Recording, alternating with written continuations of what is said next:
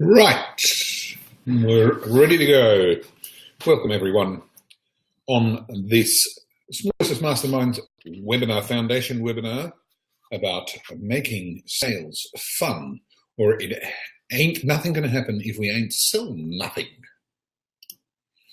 How to make sales fun. And we're recording and we're getting underway. So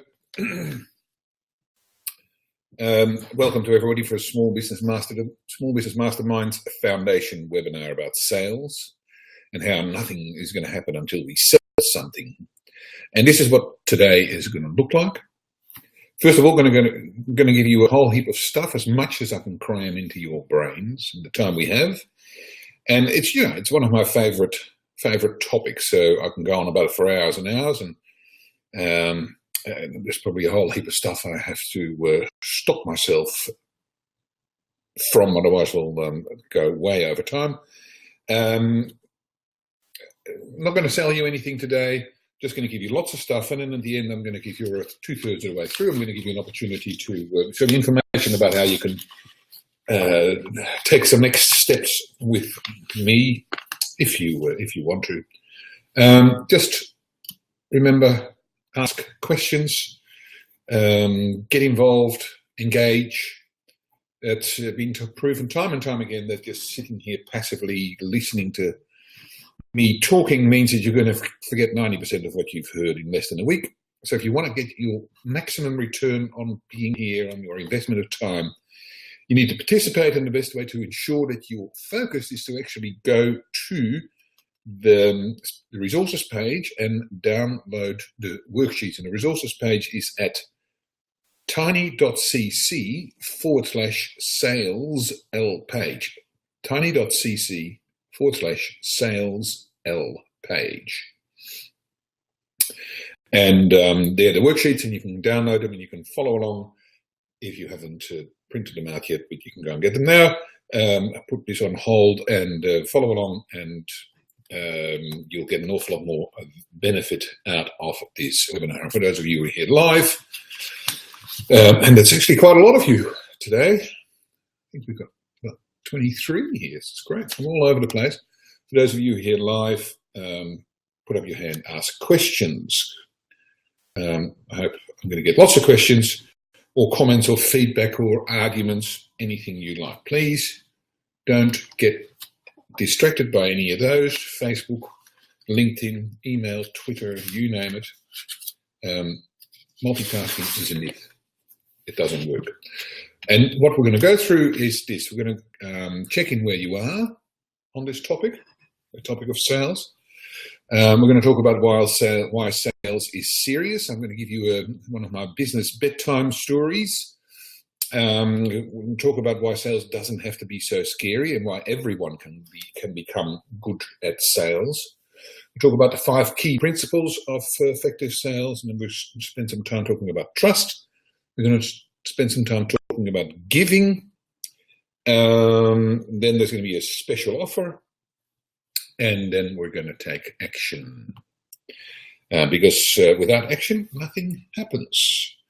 And so this is me. For those of you who can see this, not very useful for the podcasters to look at, not the podcast listeners to look at this photo, of course, but that's me. I'm Roland Hanekroot. I'm a business coach. I'm a mentor. I help small business owners become less overwhelmed and have more fun in their business again, and build businesses that sustain them for years to come.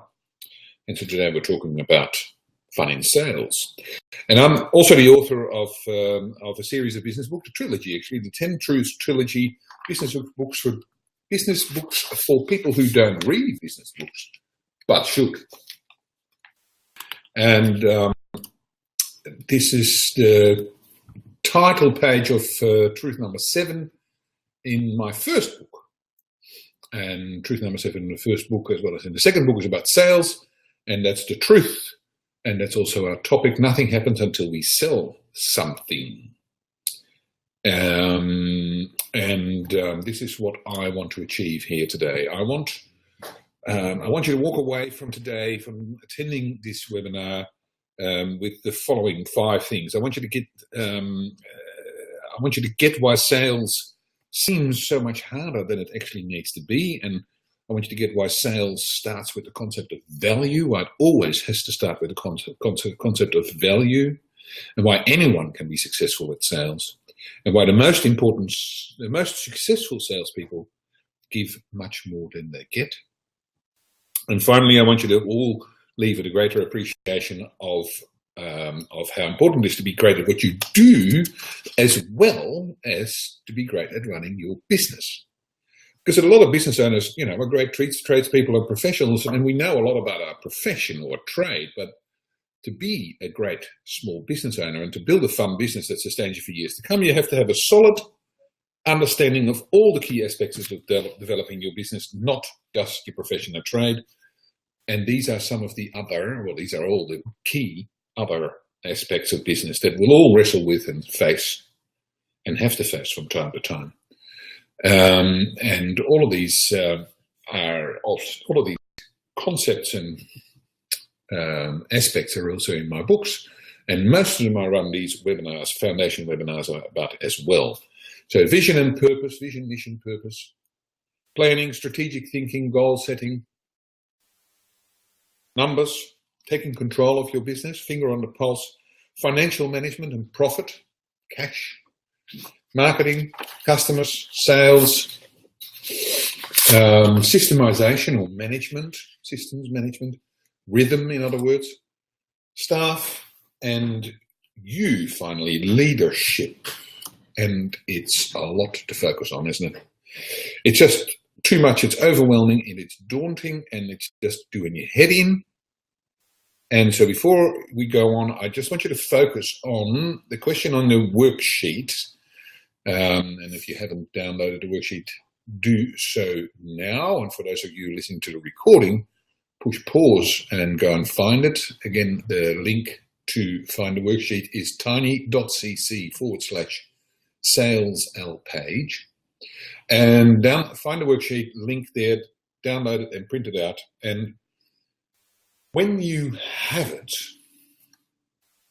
there's a question on the worksheet on page 2. And the question is this: right now, this month, what is your most pressing issue? What is your biggest challenge? What's the thing that keeps you awake most? You take a moment to write the answer down on your worksheet, and we'll give you a minute. I'll give you a minute to think about that.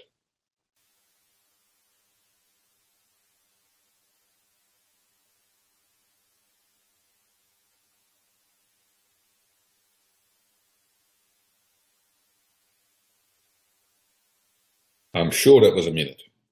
So let's move on.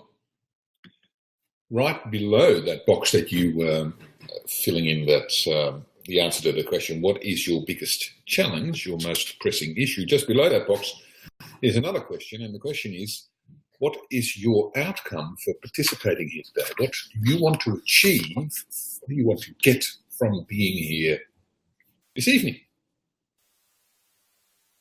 And then when you've decided on your outcome, you become clear on what it is that you want to get from being here. I want to encourage you to make sure that you actually get it.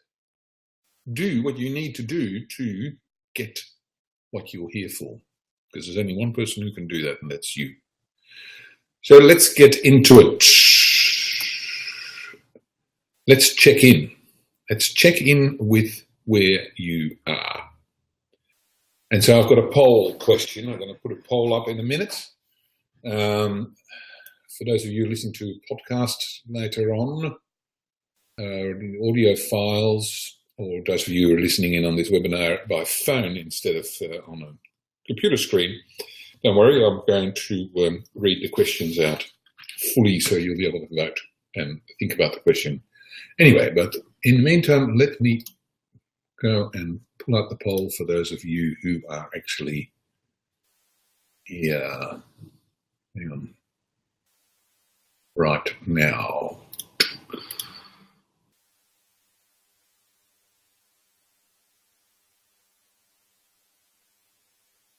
Where is it?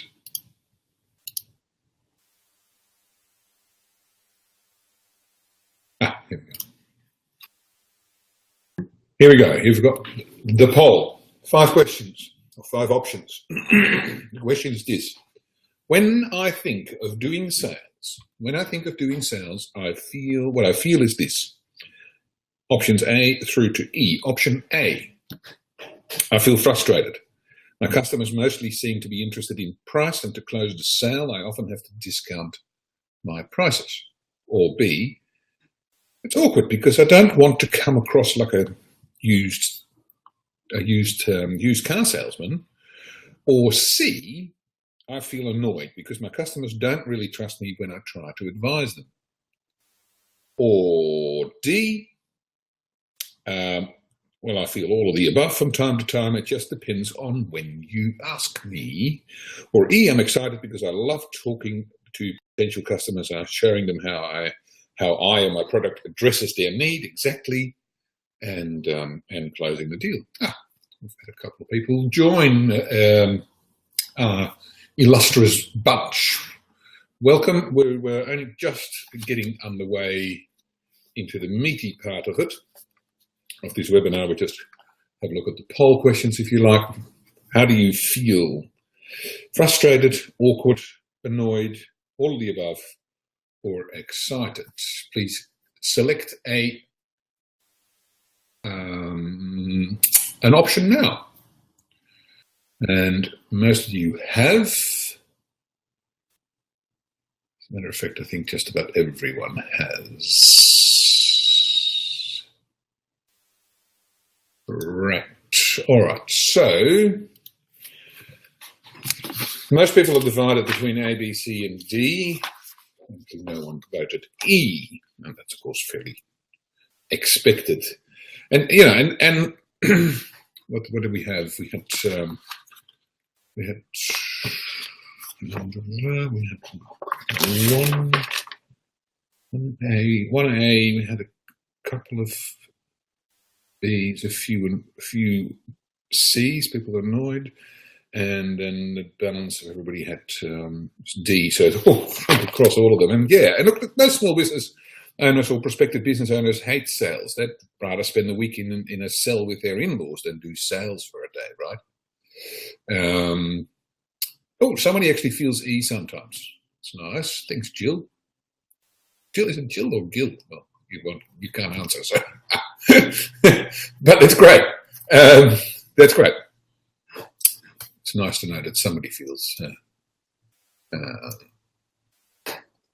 Well, with a J, Jill. I thought it might have been. I wasn't sure. Okay. Welcome. Yes. Yeah. So, but most business owners or prospective owners, they hate sales. But the problem with that is this. The problem with that is this, that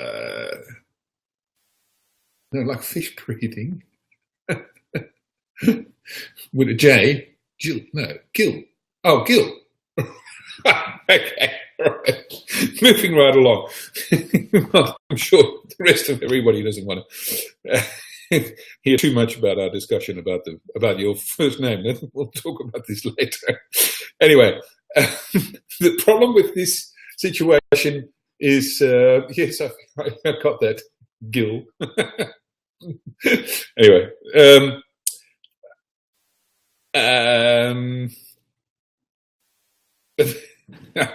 totally. I'm confused myself now. Moving right along. So look, the problem with this situation, when we feel so uncomfortable generally around sales, and we try and avoid it all the time, is that is this. That means that all we can do is walk around with our fingers crossed, hoping that somebody's going to want to buy something from us. If you don't sell well in your business, you're always going to struggle to develop the business to where you'd like it to be. You'll sell what you earn. If you don't sell well, you'll walk around with your fingers crossed, and that's not one of my favorite management techniques. Management by keeping your fingers crossed, and maybe we should be more like him. But you see, of course, the problem with all of that is this. If you answered A, B, and C, or D in the poll above, that probably means that your margins are always going to be under pressure. Your conversion rate will be high, meaning you need to talk to a lot of customers, prospects to just get one client. And business is simply not going to be as much fun as you'd like it to be. And so that's the purpose of the webinar. How can we make it? We can take some practical, simple steps to make sales in our business a bit easier and especially more fun. And that's what we'll talk about today. And so I'm going to talk a bit further about why trying to build a fun business that sustains you for years to come without a dedicated professional focus on sales is a hopeless task. And as we saw in the poll, sales is a big nasty for most of us. So we'll talk about why it doesn't need to be and how everybody can learn to become a good salesperson. We're going to talk about the 5 principles, as I said, and it all starts with trust. So it may seem obvious, right? But many business owners fall into the trap of thinking that if their products and their services and their marketing are good enough, that sales are just going to follow automatically. And they don't. We've all seen Apple fans queuing around the block to buy the next iPhone or the whatever. And it confuses the hell out of me. But I can assure you that even in those circumstances, Apple has trained its sales staff really well to be able to maximize the sales opportunity once people are actually in the door. But for normal people, in normal circumstances, in normal businesses, our customers are not going to behave like the typical Apple fans, at least not at first. Maybe at some point, but not at first. The fun business that sustains you for years to come can only exist if it sells enough of its stuff at prices that allow the business to pay for all its costs and have something left over. And if it doesn't, it won't last, and it's a hobby. Something like these guys have. A hobby, plain and simple. Now, I'm not telling you anything you didn't know already, of course, but it's important to be reminded that nothing happens until we sell something. That means that sales must be a dedicated focus in the business. It cannot be an afterthought. We have to do sales regularly, consistently, professionally. Meaning we have to make it important enough and make sure we get good at it. But as we saw on the poll, most business owners feel awkward, uncomfortable. They think it's hard. And and where that all starts is here. Fear. A lot of us have a fear-based relationship with sales. On the customer side, the customers fear that they'll be sold something that won't help them, that they won't want. And the salesperson, or the business owner, but the salesperson side, we fear that if we don't make enough sales, we won't hit our targets and we won't grow our business and succeed personally. So it's all fear and distrust, and the distrust that it creates gets in the way, and it causes the customers and the salespeople to behave in ways that makes the whole process uncomfortable, frustrating, awkward, just like comes out in the poll. And the whole selling thing carries so much baggage. Many of us don't think we're any good at it, but we don't like it, and we don't think our customers like it much either. But the great news is that there's some really, really simple things we can do to free ourselves of all of this fear, all this negativity and baggage, because anyone can be great at sales. You really can. I really can. To be honest, because I used to be one of those klutzes, right? I used to get to the end of many sales conversations, and I could tell. Wasn't hard. I could tell that people were just totally confused and looking for the exit sign. Not a great feeling. As a result, I started telling myself that sales was really hard. But I worked on my mindset, and with the right mindset, it's become so much easier and so much more fun, because as it happens, and I have one of my business bedtime stories that illustrates the point really well. So sit back and relax. And imagine I'm tucking you all into bed, and then the bed bugs bite. Because here's the business bedtime story about George, about how George learns about sales as a system. So once upon a time, a long, long time ago, in a country not unlike Australia, George and Lisa owned a building company. And I met George a few years ago when I was, and George is a builder and with a small team of carpenters and labourers on the payroll. And George runs the business together with Lisa. Lisa runs the office. George is out with the guys and does the quoting and the customers. And so George usually builds in the $500,000 to $1 million range, large renovations and some new homes. So when I met him, one of the biggest issues that George faced is how much time is wasted on preparing tenders for architects. So his strike rate or conversion rate was about 20%, and each tender he did takes him about between 20 and 40 hours to do. So simple sum, George spends some 20 to 30 hours every week of the year, to win about 6 to 8 projects. That's an awful lot of time just tendering, right? Forget about actually running the business, just tendering and quoting, getting the tenders in 6 to 8 projects a year. So George felt he was stuck and frustrated because he felt he was missing out on the best years of his young kid's life. And so coming from my own experience as a builder, I explained to him that the most effective way to get unstuck was to improve his strike rate. If we could improve his strike rate from 20% to around 1 in 3, so 33%, the impact on his business and his life would be amazing. It really would be. So George set himself a 2-year target to get his conversion rate to 35%. And the first commitment he made was to become just as professional about sales as he was about every other facet of his business. And we started by carefully designing and implementing a sales system that would run like a machine to manage inquiries, leads, prospects, and quotes. And George and Lisa invested in a high-quality CRM system, and soon they were keeping track of prospects and leads at different stages in their sales cycle, and inquiries through email, phone, website, word of mouth referrals were all entered, tagged, categorized, and appropriately followed up by in the system by Lisa. And George also wrote a series of scripts for answering telephone inquiries and follow-up calls. And finally, George enrolled himself in a 6-month sales training program. A year later, George's strike rate reached 28%, and then he got the rate down to 36%, or up to 36% a year after. Just as importantly, though, now that George is so much more professional in his sales approach, he doesn't feel the need to negotiate on his prices anymore, and his margins have actually gone up significantly as well. And George and Lisa and their kids lived happily ever after. The end. Lovely story, right? And it's a true story.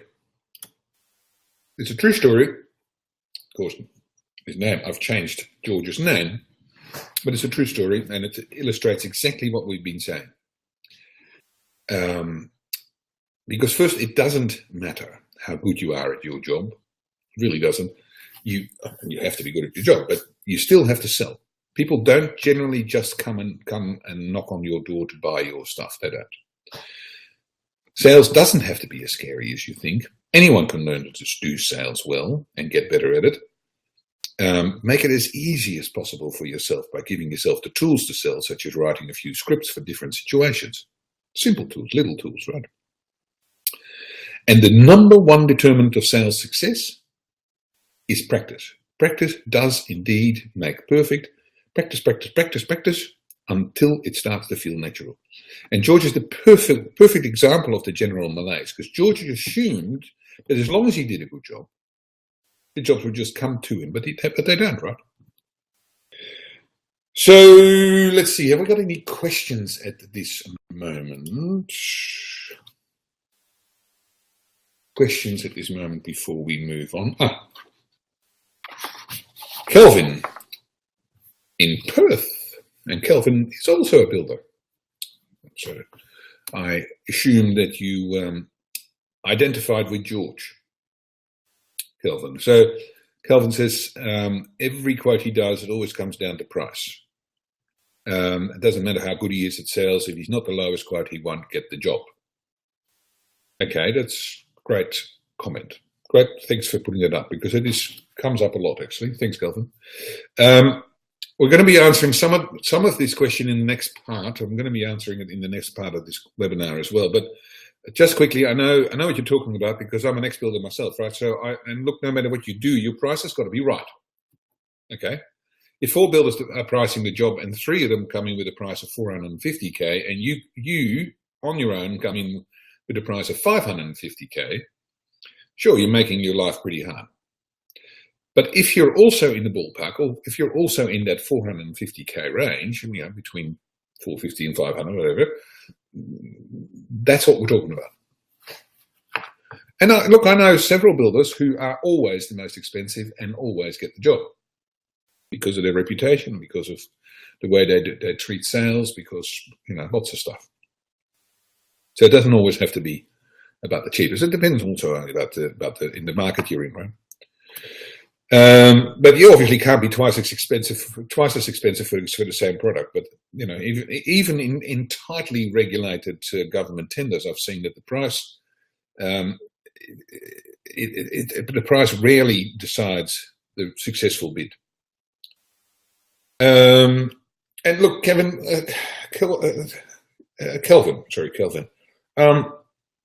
I may not have entirely convinced you yet, but, hang in there. We're going to get back to this topic further on as well. So let's move on to any other questions right now? No. Okay. Let's move on to the 5 key factors for winning quotes, proposals, and selling more of our stuff. So for a client to actually want to buy from you, to actually say, yes, give me some of that, and I'm keen to give you some of my money in return, there are 5 things that have to happen. First, the client must trust you with a capital T. More about that trust and how we gain that a bit later. Second, the client must understand what your offer is. 3, the client understands how that offer is of value to them personally. 4, the client can picture how good they're going to feel when you've completed the work or when they've bought the thing that you're selling. And 5, your price is right given all of the previous factors. And there's that price thing again, but notice how it's at the bottom. It's the last factor. Don't allow yourself to fall in the trap of thinking that you lose sales because of price. If you lose a sale because of price, it simply means you haven't done well enough with the first 4. Trust me. Because the old rule is that all things being equal, people will do business with people will do business with people they know, like, and trust. Trust is the key. But before we dig a bit deeper in trust, I just want to talk about factors 2 and 3 because they're 2, 3, and 4 because they hang together as well. And then we'll get back to trust. So you have to be able to spell out your offer to a client in language and terms that are meaningful to them. And that's one of the areas that I myself used to fall short in a lot. Remember before I used to leave customers confused? And that's what I did. I left them looking like that. I didn't spell my offer out clearly enough, so it was easy to understand what I offered, and clients would be left scratching their heads. And if there's one thing I've learned, is that a confused prospect is never going to become a customer. People who are confused are always going to unconfuse themselves first, and they may do so by talking to one of your competitors. And if that competitor helps them get unconfused, you've lost a customer. The next thing, remember we had clarity. The next thing is value. The next thing is incredibly important. It hangs together with the trust thing as well, actually.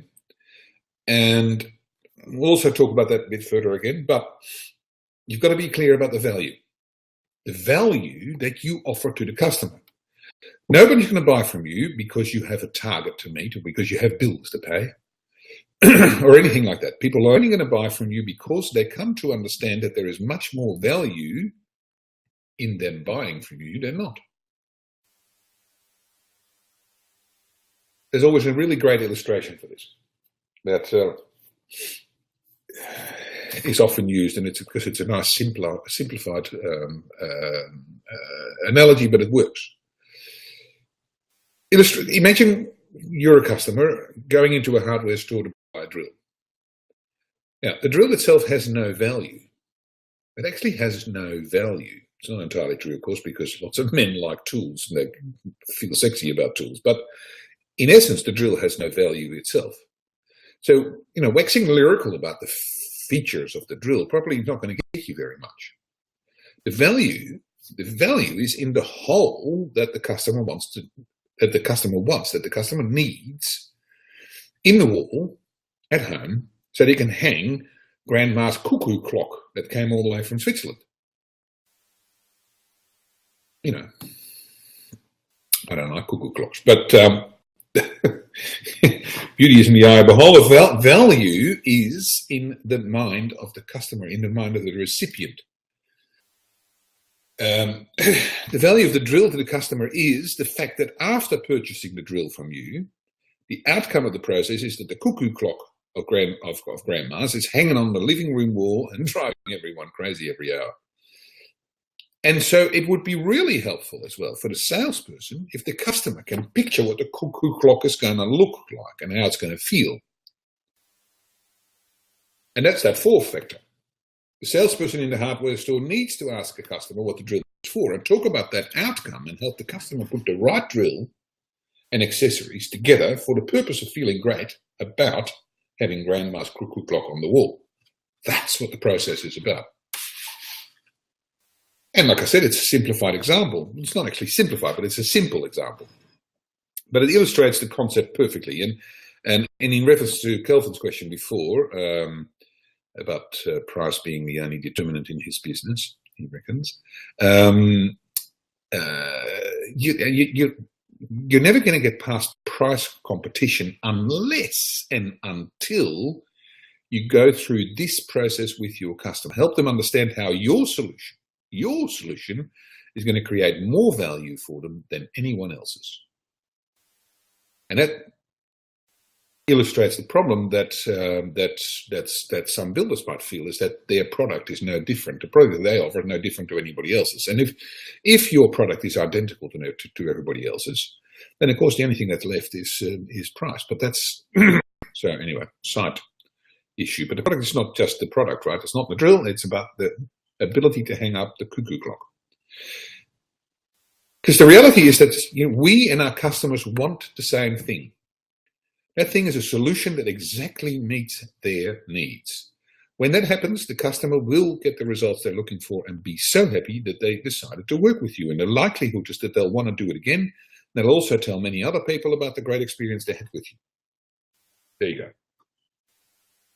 So let's get back to the first thing in that list, trust. It's really important that you understand the order, right? It starts with trust. Because if there's no trust, the sales process will simply not go anywhere. There's obviously different levels of trust. I mean, we don't need to have the same level of trust if you're selling me a bottle of milk. That you need when you were selling me a $500,000 renovation of my house.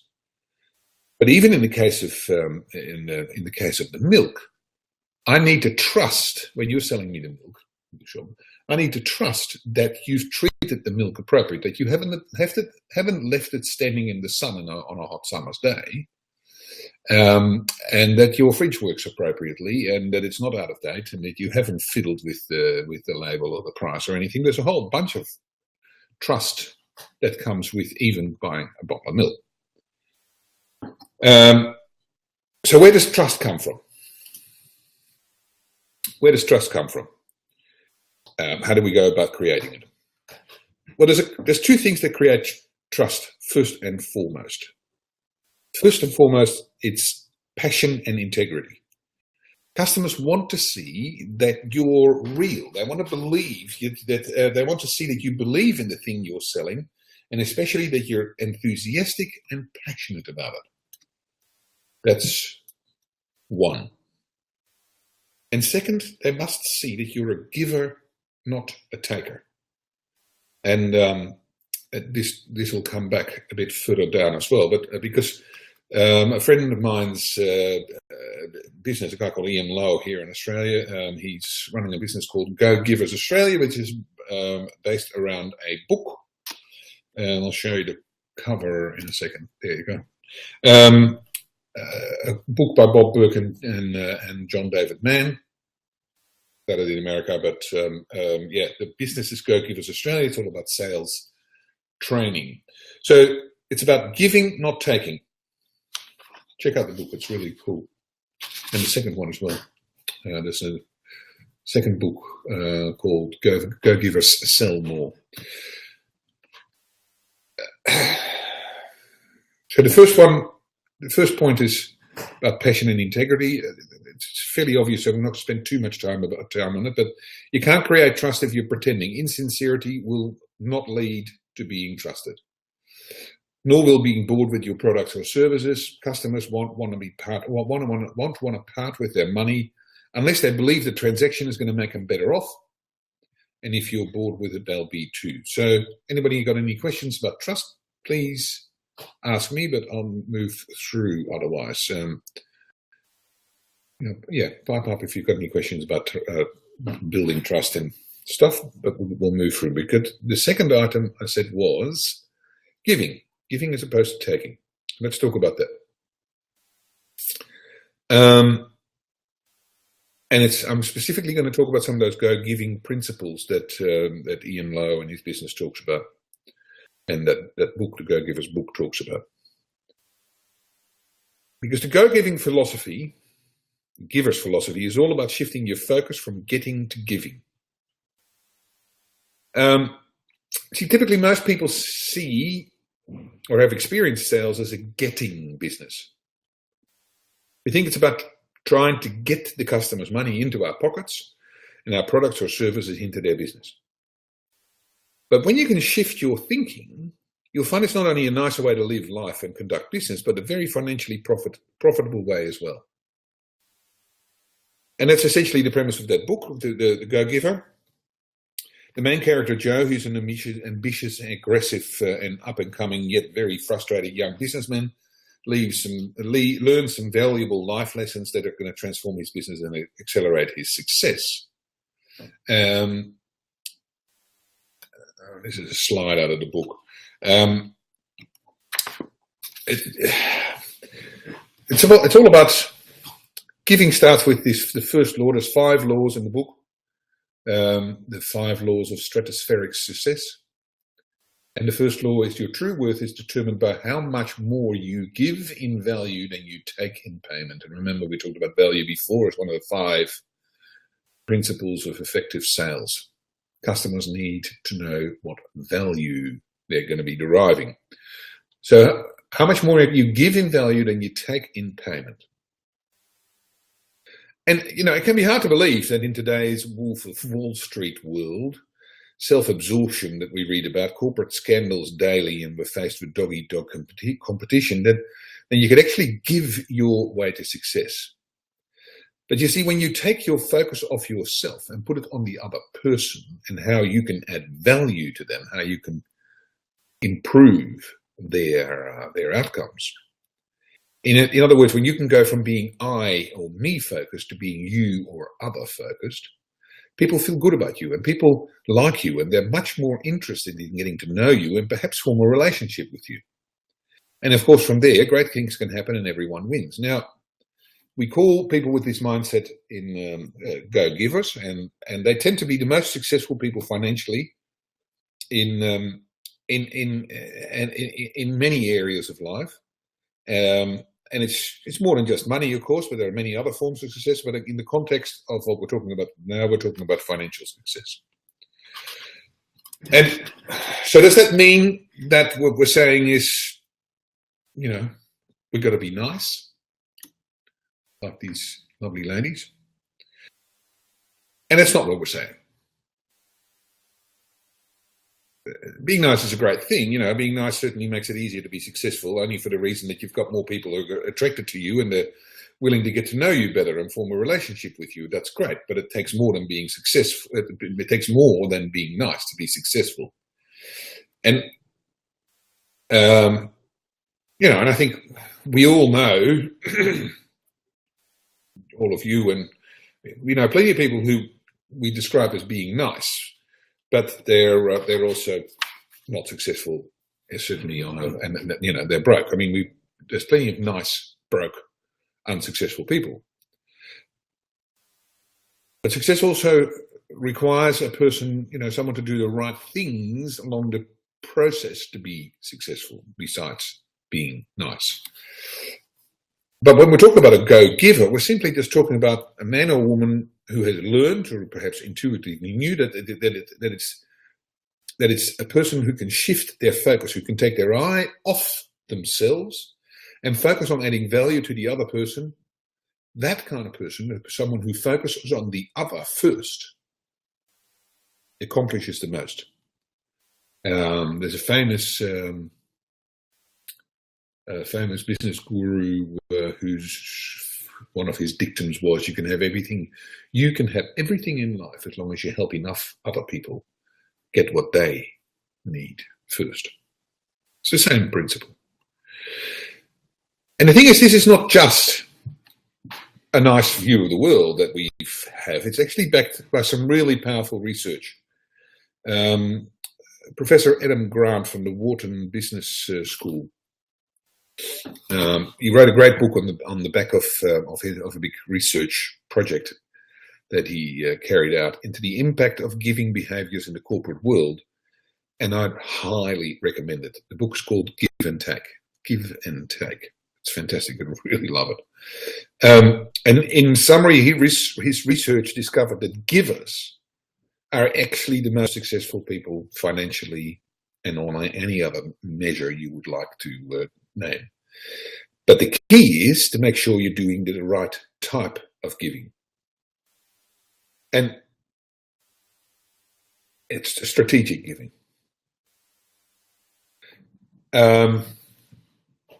Highly recommend that book and both Go Givers books. And they really changed my way of looking at business, and they're very easy to read. So let's recap for a moment. And any questions that have come up for you in the meantime, the bedtime story, about the questions, the principles we talked about. What are the top 3 insights or learnings that you've got from this webinar so far? Or maybe you've got more questions or more insights. So please go ahead and write them down now. I'm going to give you a minute to write before I go. There's some space on your worksheet to write your top 3 insights, your top questions.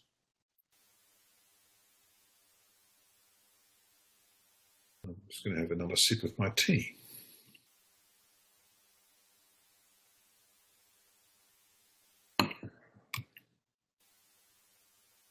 Okay, so I've got some comments here from George in Sydney. George said, what CRM systems would I recommend? CRMs are really powerful tools. I use a pretty big one myself, actually. Started using it this year, called Green Rope. But there's lots of them. Look, I think every self-respecting business should have one in some form, but it's a big topic. It really depends on the type of business you have, and it goes from free to really, really expensive. But there's a few names. Salesforce is the Rolls Royce in the business. Batchbook, Pipedrive, Nimble, Zoho, Base, HighRise, and then there's something that referred to as marketing automation systems, which is sort of a next level up again. And I use one of them called Green Rope, I just mentioned. But there's also Infusionsoft, which is the standard in Australia at the moment. I just heard the other day from another really great one called Vision 6 that I got a client of mine onto Zoho, which is you can actually start for free. It's very powerful. It can do a lot. As I said, Infusionsoft, HubSpot. So there's literally hundreds. It enormously depends on what you want to do with it. If you'd like more information about that, I won't go into too much detail now, but feel free to email me, and I'm very happy to have a discussion with you about that. Maureen in Melbourne. Scripts. Do I believe in scripts? Yeah, look, scripts help us to be prepared, actually. I mean, I think scripts are really powerful for, say, answering the telephone or when we're making phone calls to prospects and customers, and I don't do it myself enough, I have to be honest and admit. But they can be very powerful, and there's a great example once of how powerful or how stupid it is not to have them. I returned a message once to a prospect. It was a message left on my answering machine a few years ago, and I returned the message, and I got his answering machine, and I left a message, and I didn't hear anything back. So 2 weeks later, I thought, well, I better check out what's happening. And I managed to catch the guy, and he said, oh yeah, I engaged someone else. And I said, oh, any particular reason? The guy said, yeah, well, you waffled so much on the voicemail that I decided you wouldn't be able to help me. And that really floored me because, but so what I do, I felt really bad about that. But so what I do ever since, I really am making very sure that I know what I'm going to say before I pick up the phone. Even if I don't always have a script written out now, but I used to for a while. Any other questions right now? No. Okay. So any other questions, of course, always feel free to email me at ronald@newperspectives.com.au. Time to move on. We're going to go to our actions and next steps. But first, before we go there, remember, before we said just too much to focus on, and I ask you to focus on your most pressing issue. What is your most pressing issue? The thing that keeps you awake. Now I can ask you to write it down before. And I want to help you.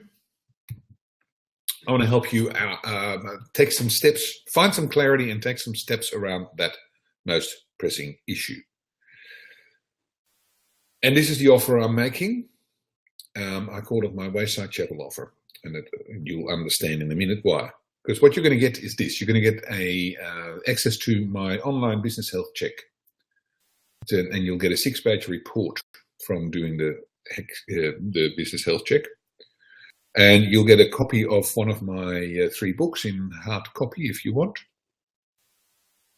or an ebook or audio book, and then we will go and do a one-on-one session via Skype of up to an hour and a half, where we're going to really dig into this most pressing issue and find some clarity and steps forward. And all you have to do to get this great clarity and practical steps is to make a one-off donation of $100 to the Wayside Chapel, my favourite charity here in Sydney. They do great work. $100 to the Wayside Chapel in Sydney, and the link to their website is here, www.thewaysidechapel.com. And just go and make the $100 donation. Let me know if you've done it. And it really is the best deal you've had all year to take a big step forward in developing your business. And here it is again. Free copy of the 10 Truths.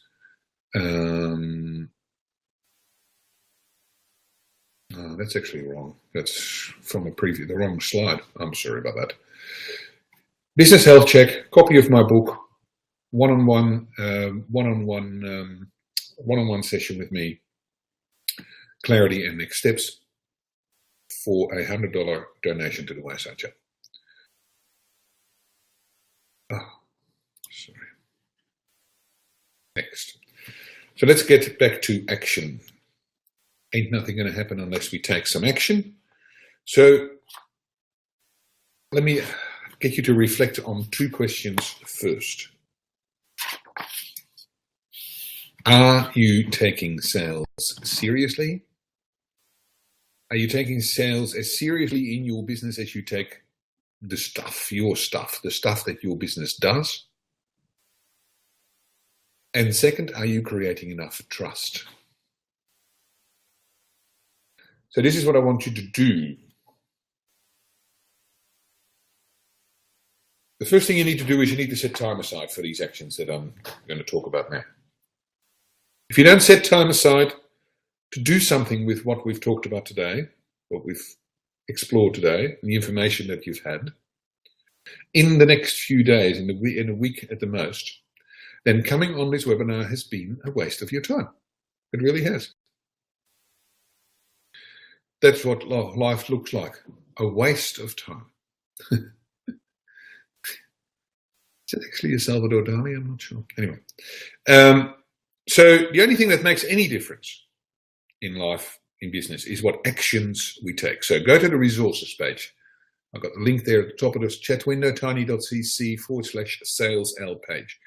Read the articles in the book summary. Watch the video by Brian Tracy. Watch the Go Givers video. And here's a strange instruction for you.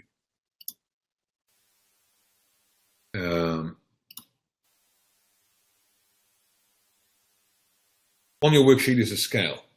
The scale goes from 0 to 10. And we're going to call this scale your Master of Sales scale. And 10 on the scale is that you're a sales machine. You convert more inquiries than you know what to do with just about. And 0 is the opposite. The only sales you make are the ones where you have to discount your prices. Where are you on that scale? Place a mark on the scale.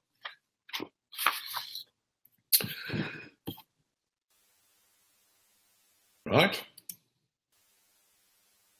Now, what I want you to do is I want you to brainstorm a list of 25 possible, small, simple actions that you might, maybe could take tomorrow that are going to move you one step up that scale, your mastery of sales scale. You know, if you're at 6 now, think of 25 actions that might take you, 25 different actions that might take you from 6 to 6.1 on that scale, on the mastery of sales scale, if you did them tomorrow. Please ensure that each action is small and specific enough that you can block out specific half hour or an hour in your diary in the next week to actually go and do this specific thing. I'm asking for a list of 25, not because I necessarily want you to do all 25. I want you to brainstorm 25. I've given you a few to start with there. They're also on your worksheet. You don't have to do any of those. They're not. You might not even want to write them down. They're just to give you some idea, but you can see what I mean. Those actions are very specific. You can go and block out half an hour to investigate CRM systems. You can go and block out half an hour in your diary to write an elevator spiel, right? Very specific. Just because you write them down doesn't mean you have to do them yet. They're just possibles. But if you did one of them, it would undoubtedly mean that you moved something up your scale. Doesn't matter if some of them are silly or stupid or crazy, anything. I just want you to just brainstorm a bunch of them.